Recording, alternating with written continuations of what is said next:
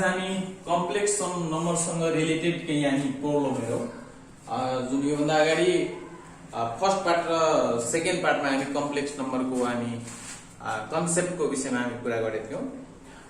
आज त्योसँग रिलेटेड केही हामी प्रब्लम हेरौँ है। जस्तै यहाँ एउटा प्रब्लम लेखेको छ, यो डिप्लोमा लेभलको अथवा के भन्छ यो +2 लेभलको बुकको प्रब्लम छ। 1/1 - i plus 2/1 - i square plus 3/1 plus i cube छ। यसलाई चाहिँ सोलुसन गर्नुपर्ने हैन, इभ्यालुएट गर्नुपर्ने कति आउँछ यसको भ्यालु। सबभन्दा पहिला हामी एउटा कुरा के बुझौँ भन्दाखेरि फर्स्ट र सेकेन्ड पार्टमा हामी कम्प्लेक्स नम्बरको फर्स्ट र सेकेन्ड पार्टमा हामी के कुरा गरेको थियौँ भन्दाखेरि i स्क्वायर भनेको कति हो भन्दाखेरि -1 छ। i स्क्वायर को भ्यालु -1 यानी कि इमेजिनरी नंबर को स्क्वायर इक्वल टू -1 हैन। कम्प्लेक्स नंबर को फर्स्ट र सेकेन्ड पार्टमा हामी यस सम्बन्धी कुरा गर्थ्यौं। अब यसलाई सिम्प्लिफिकेसन गर्ने बेलामा इभ्यालुएट गर्ने बेलामा जसरी हामी 19 क्लासमा यसलाई सिम्प्लिफाई हामी जेनरली गर्थ्यौं हैन, फ्र्याक्सन को सिम्प्लिफिकेसन जुन हामी गर्थ्यौं सेम त्यस्तै तरिकाको यसको सिम्प्लिफिकेसन छ हैन। यो दुईटा फर्स्टमा यो दुईटा टर्मलाई सोलुसन गर्ने एलसीएम लिने 1 - i र 1 - i स्क्वायर को एलसीएम कति हुन्छ भन्दाखेरि 1 - i स्क्वायर हुन्छ। किन 1 - i स्क्वायर भनेको 1 + i र 1 - i 1 - i स्क्वायर भनेको 1 + i र 1 - i यो दुईटाको एलसीएम भनेको कति आउँछ 1 - i स्क्वायर। त्यसपछि 1 - i स्क्वायर यसको एलसीएम आएपछि हामी के गरौँ भन्दाखेरि 1 - i ले फेरि यसलाई जुन जेनरली एलसीएम को लिएर जुन एडिसन गरिन्छ फ्र्याक्सन को हामी त्यही प्रोसेसमा गयौं। अनि 1 - i ले यसलाई डिवाइड गरेर 1 + i आउँछ। त्यसले फेरि के फर्स्ट टर्मलाई मल्टिप्लाई गर्ने, फेरि 1 - i स्क्वायर लाई डिवाइड गर्ने, बाँकी आयो कति 1 1 ले चाहिँ 2 ले मल्टिप्लाई गरेपछि 2 नै हुन्छ। यानी कि यो दुईटाको एलसीएम लिएर सोलुसन गरेपछि कति आयो 1 + i + 2/1 - i स्क्वायर। अर्को कुरा छ यहाँ 3 अर्को टर्म छ 3/1 + i क्यूब।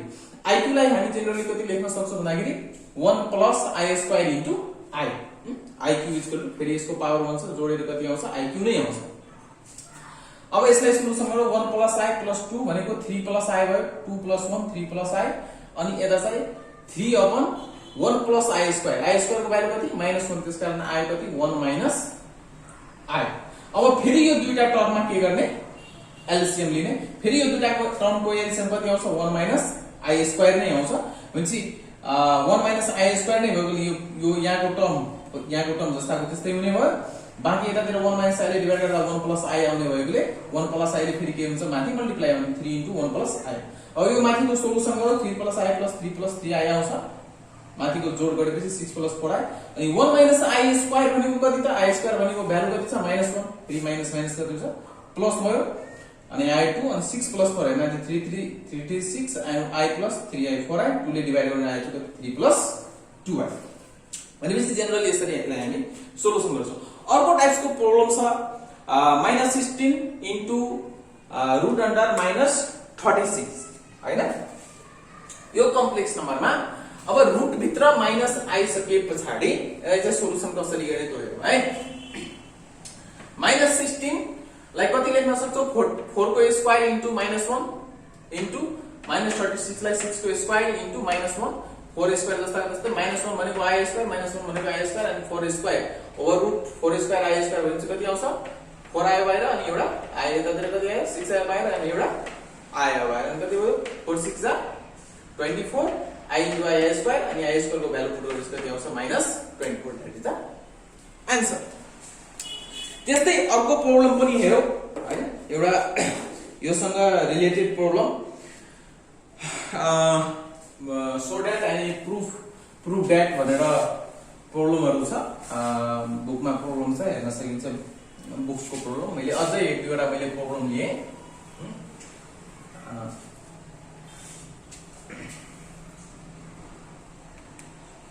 Prove that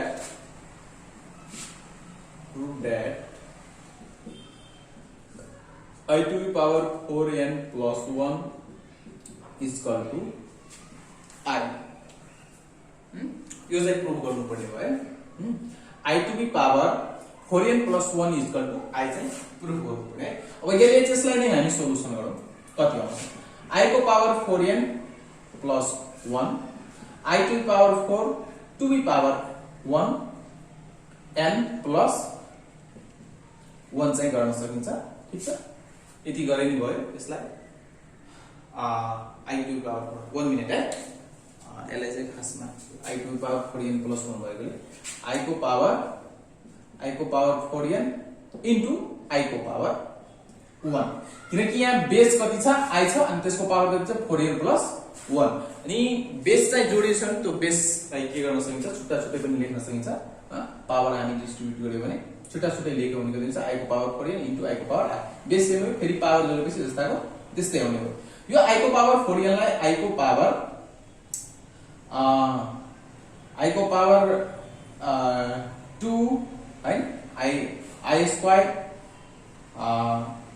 फेरि एकचोटी स्क्वायर अझै गरेर डबल स्क्वायर गरौँ र फेरि यसको पावर n इन्टु I ल हेर्नु है किन यो चाहिँ किन गर्यो हामी भन्दाखेरि पावरको पावर सबै के हुन्छ ल अफ इन्डिसेसमा हामी स्कुल लेभलमा ल अफ इन्डिसेसमा हामी के पढेछौँ भन्दाखेरि पावरको पावर छ भने त्यो सबै पावरलाई मल्टिप्लिकेसन गर्न सकिन्छ यो 4n लाई I को पावर 2 पावरिङ 2 फेरि पावरिङ 2 इन्टु 2 इन्टु n गरेपछि कति आउँछ 4n आउने भयो त्यसपछि I स्क्वायर लाई कति लेख्न सक्छौं हामी I स्क्वायर भनेको -1 त -1 को पावर 2 अनि अर्को सधैँ छ फेरि पावरिङ n चाहिँ है n चाहिँ रहने नै भयो अनि -1 को स्क्वायर भनेको कति -1 को स्क्वायर 1 नै हुन्छ अनि 1 को power n into I equal to I proof है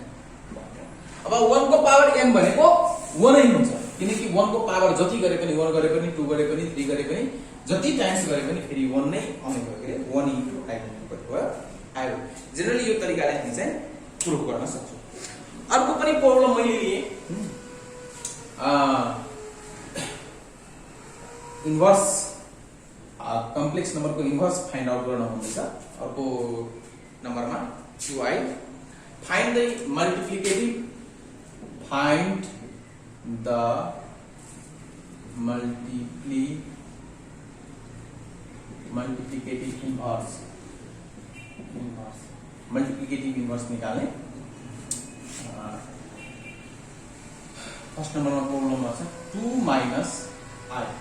I को मल्टिप्लिकेटिभ इन्भर्स निकाल्नु पर्यो त यसरी मल्टिप्लिकेटिभ इन्भर्स निकाल्नु भन्यो भने मल्टिप्लिकेटिभ इन्भर्स भनेको कस्तो जस्तै 2 को मल्टिप्लिकेटिभ इन्भर्स कति भयो भन्दाखेरि 1/2 भयो किनकि 2 र 1/2 लाई मल्टिप्लाई गरेर कति आउँछ फेरि युनिट आउने भएकोले 1 आउने भएले 2 को मल्टिप्लिकेटिभ इन्भर्स 1/2 एन्ड 1/2 को मल्टिप्लिकेटिभ इन्भर्स के भयो 2 भयो मल्टिप्लिकेटिभ इन्भर्स भनेको कस्तो भन्दाखेरि त्यो दुईटा टर्मलाई मल्टिप्लाई गरिसकेपछि के आउनु पर्यो भन्दाखेरि 1 चाहिँ आउनु पर्यो है नेचुरल नम्बरमा होल नम्बर सिस्टम त्यस्तै एडिटिभ इन्भर्स भन्यो भने दुईटा टर्मलाई जोडेर कति आउनु पर्छ भन्दाखेरि 0 आउनु पर्छ additive inverse multiplicative inverse दुईटालाई multiply गरिसकेपछि 1 चाहिँ आउनु पर्ने हुन्छ त मल्टिप्लिकेटिभ इन्भर्स यसलाई निकाल्नको लागि फर्स्टमा के गर्ने यसलाई नै इन्भर्स गर्दिने जस्तै 1/2 - I जस्तै 2 को कति हुन्छ 1/2 भयो जस्तै के गर्ने 2 - I को 1/2 आफ्टर दैट यसलाई के गर्ने कन्जुगेट लिएर यसलाई रेशनलाइज गर्ने न्युमरेटर डिनोमिनेटर मल्टिप्लाई गर्ने 2 + I by 2 + I and 2 + I upon यसलाई चाहिँ सोलुसन गर्नु a - b a + b भनेको के भयो a square minus b square यानी कि 2 को स्क्वायर भनेको 4 2 स्क्वायर लेख्न सक्छौं हामी 2 square minus I square equal to 2 + I upon 4 + 1 equal to कति आयो 2/5 + I/5 दैट्स द आन्सर यो भयो मल्टिप्लिकेटिभ इन्भर्स निकाल्ने तरिका त्यस्तै अर्को पनि हामी हेर्न सक्छौं जुन फर्स्ट र सेकेन्ड पार्टमा हामी जुन कुरा गरेथ्यौं के भन्छ कन्जुगेट निकाल्ने एन्ड मोडुलस निकाल्ने हैन कन्जुगेट निकाल्न त सजिलो छ कन्जुगेट प्लस हो भने माइनस गर्ने माइनस हो भने प्लस गरेर निकाल्न सकिन्छ कन्जुगेट फाइन्ड आउट गर्ने कन्जुगेटको मैले लेखिन एउटा मोडुलस मैले बुकै प्रब्लम लिइराछु हैन बुकमै जुन गिवन प्रब्लम्स एक्सरसाइजको प्रब्लम मैले लिए एउटा 8 + 6i भनेर छ यसको चाहिँ मोडुलस चाहिँ निकाल्नु पर्ने हुन्छ। Find the modulus,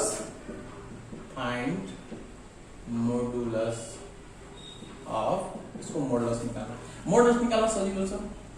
z equal to given के गयो, z equal to 8 plus 6i। यसको मोडुलस निकाल्ने। मोडुलस निकाल्ने तरिका मैले भनेको थिएँ कि के गर्ने, हाम्रो फर्मुला a प्लस bi को यदि मोडुलस छ भने के हुन्छ, root over a square plus b square, यो दुईटै टर्मको के गर्ने, स्क्वायर गर्ने। जस्तै 8 प्लस 6i छ भने के गर्नु पर्यो, 8 को स्क्वायर प्लस 6 को square equal to 64 plus 36 equal to over root 100 आउँछ अनि बाहिर आउँछ कति, 10। That's the modulus of 8 plus 6i त्यो भयो जेनरली यो तरिका। अब योसँग रिलेटेड प्रब्लमहरु हाम्रो 11 क्लासको बुकमा पनि छ अनि डिप्लोमा बुकमा पनि छ। हामी चाहिँ सोलुसन चाहिँ गर्न सक्छौं। अझै योभन्दा केही प्रब्लमहरु अझै चाहिँ हामी अर्को पार्टमा गर्नेछौं।